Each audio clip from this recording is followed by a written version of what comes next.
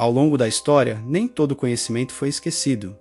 Algumas verdades simplesmente deixaram de ser contadas. Um conhecimento espiritual que atravessou séculos em silêncio, preservado não em livros, mas em símbolos, práticas e memórias ocultas. Neste vídeo, vamos nos aproximar desse saber que sobreviveu à margem da história oficial, não para afirmar, mas para lembrar, fique até o fim.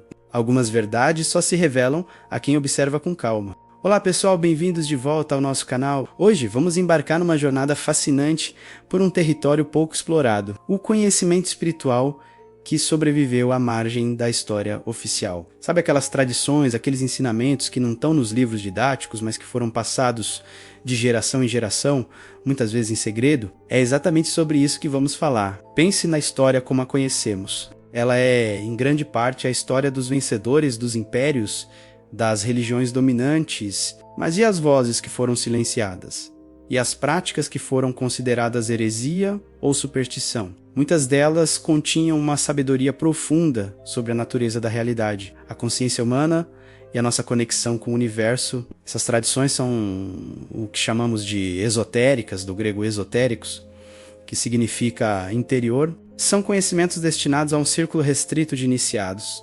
Não por elitismo, mas porque exigem preparação, maturidade e uma mente aberta para serem compreendidos. Vamos começar nossa viagem pelo Antigo Egito, além das pirâmides e dos faraós que todos conhecemos. Existia uma tradição riquíssima de sabedoria hermética. Os ensinamentos atribuídos a Hermes Trismegisto, uma figura que funde o deus egípcio Thoth com o deus grego Hermes, formaram a base do hermetismo. Princípios como o que está em cima é como o que está embaixo não são apenas frases bonitas, são chaves para entender a correspondência entre o microcosmo, que somos nós, e o macrocosmo, o universo. Essa sabedoria influenciou secretamente a filosofia, a alquimia e até a ciência nascente na Europa. Falando em alquimia, vamos desmistificar uma coisa. Muita gente pensa que os alquimistas eram apenas charlatães tentando transformar chumbo em ouro para enriquecer, mas a verdadeira alquimia, a grande obra, era um processo espiritual. O chumbo representava o estado denso e ignorante da alma humana,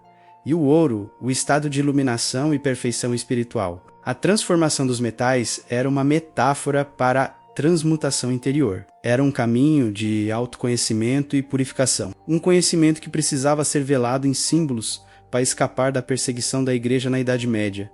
E que tal os gnósticos? Nos primeiros séculos do cristianismo, havia dezenas de diferentes visões sobre os ensinamentos de Jesus.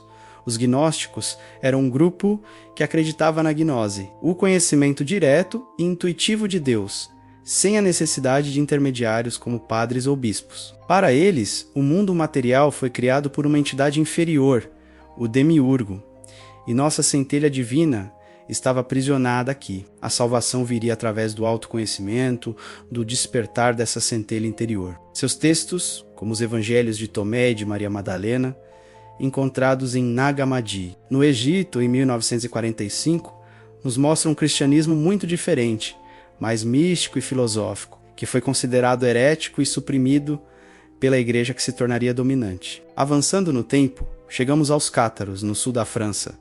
Durante a Idade Média, eles também acreditavam em um dualismo, com um Deus bom do espírito e um Deus mau da matéria. Viviam de forma simples, eram vegetarianos e acreditavam na reencarnação como um caminho para a purificação da alma. Eles se viam como os verdadeiros cristãos. Sua visão de mundo era tão radicalmente diferente e tão popular que a Igreja Católica lançou a Cruzada Albigense, uma das mais brutais da história, para exterminá-los completamente. Mesmo assim, suas ideias e sua coragem sobreviveram em lendas e sussurros. E não podemos esquecer da Cabala, a tradição mística do judaísmo, enquanto o judaísmo esotérico, o da sinagoga e da lei, era público. A Cabala mergulhava nos significados ocultos da Torá.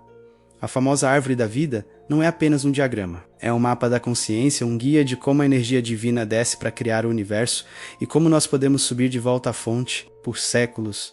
Foi um conhecimento transmitido oralmente, apenas de mestre para discípulo, para garantir que fosse usado para o crescimento espiritual e não para fins egoístas. Essas tradições não estão apenas no Ocidente. No Oriente temos o Tantra, que no Ocidente foi muito mal interpretado e reduzido apenas à sua dimensão sexual. O verdadeiro Tantra é uma filosofia de vida completa, que vê o universo como uma dança entre as energias masculina, Shiva, e feminina, Shukti. O objetivo é unir essas polaridades dentro de si mesmo para alcançar iluminação. Ele usa o corpo, a respiração, os mantras e os yantras, diagramas sagrados, como ferramentas para expandir a consciência. É uma abordagem que não nega o mundo material, mas o utiliza como um caminho para o espiritual. O que todas essas tradições têm em comum? Primeiro, uma visão de que a realidade visível não é tudo o que existe. Há dimensões mais sutis, energias e níveis de consciência que podemos acessar. Segundo,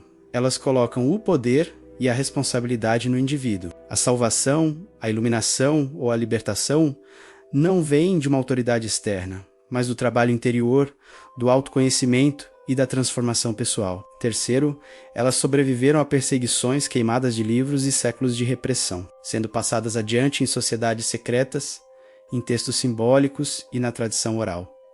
Por que esse conhecimento foi suprimido? Porque ele empodera o indivíduo. Quando você descobre que tem uma conexão direta com o divino, que a chave para a verdade está dentro de você, as estruturas de poder baseadas no controle e na intermediação perdem sua força.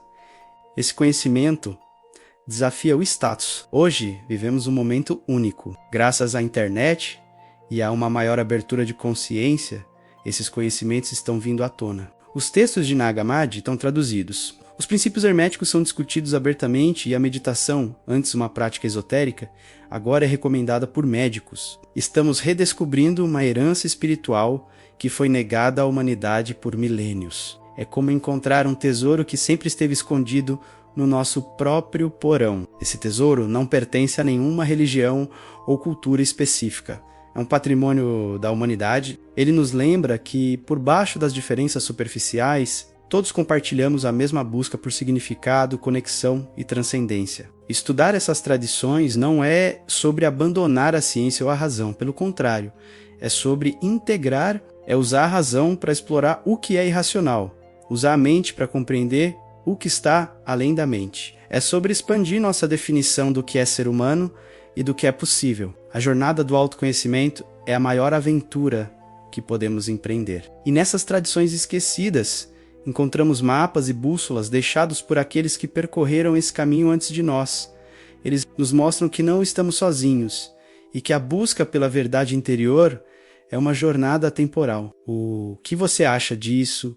Já conhecia alguma dessas tradições? Deixe seu comentário aqui embaixo. Vamos conversar sobre esse tema que é tão profundo. Se você gostou dessa viagem pela história oculta, não se esqueça de deixar o seu like, compartilhar com quem também se interessa por esses assuntos e se inscrever no canal para não perder nossos próximos vídeos. Muito obrigado por assistir e até a próxima!